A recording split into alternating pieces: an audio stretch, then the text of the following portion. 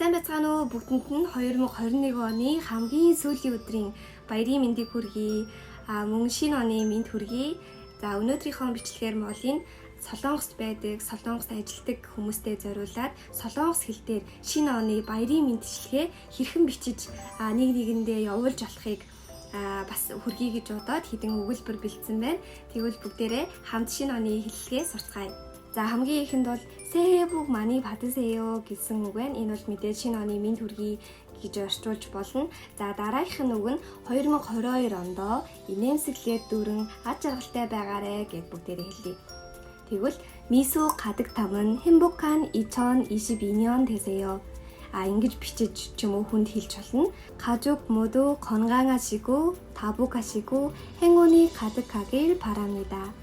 Танд болон танай гэр бүлд эрүүл энх, сайн сайхан ад жаргалыг хүсье гэсэн утгатай өгүүлбэр байна. За мөн шинэ ондоо төлөвлөж би бүхий л ажил нь сайхан бүтээсэй гэж хүсье гэж бүгдээрээ хэлье. 새해에 계획하신 모든 일이 잘 풀리시길 소망합니다. дараагийн өгүүлбэр нь 지난 한 해 동안 보내주신 관심과 사랑에 깊은 감사를 드립니다. Өнгөрсөн 1 жилийн хугацаанд таны анхаарал хайранд маш их баярлалаа гэсэн утгатай өгүүлбэр. 기쁜 것도 슬픈 것도 서로 이해하며 새해에도 좋은 인연으로 이어갔으면 합니다. шинэ ондооч бие биенийхээ жаргал зовлонг ойлголцож сайхан харилцаагаа үргэлжлүүлээсэй гэж бодож байна.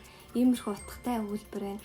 За бүгдээрээ эндээс сонгоод аль нэг таалагдж байгаагаа сонгоод өөрсдийнхөө дарга захиралтаа явуулаарай. Ингээд бүгд өнөөдөр гэр бүлээрээ ад жаргалтай баяр баясгалаар дүүрэн цагийг өнгөрөөгөөрэй. Шинэ оноо сайхан өрхтөөрэй гэж хүсье. Тэгвэл дараагийнхаа бичлэгээр шинэ ондоо бүгдээрээ уулзцгаая. Бүгдэнд нь ад жаргал, эрүүлийн хамгийн сайн сайхан бүгдийг хүсье.